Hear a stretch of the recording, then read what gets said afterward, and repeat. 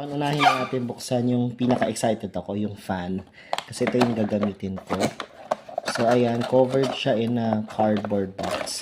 So, yan yung front ng box. So, ang ano niya is 3-speed selection up to 9 hours sa lowest capacity or lowest level. Replaceable battery, Type-C port, may charging indicator, and comes with lanyard. Yan. So, ayan yung mga voltage. Ganda ng design ng UST. So, ang charging time niya up to 3 hours.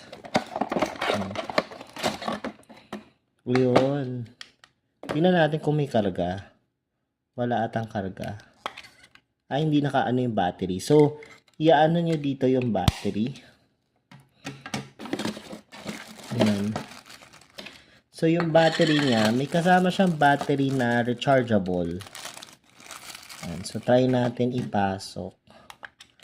Ang bigat ng battery, guys. Yan. Tapos, sara natin.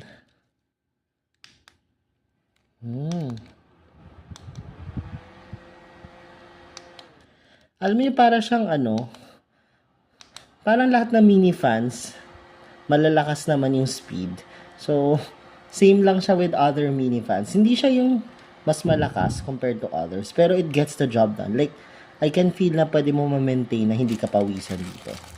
Tapos, ayan, meron siya kasamang Type-C charging cable. Yan, na white. And yung lanyard. Ito guys, pinaka-important tong lanyard. Kasi, para at least, hindi siya malalaglag. So, yun, when hawak mo siya. Tapos, yan, pwede siyang gawing stand. O, yan.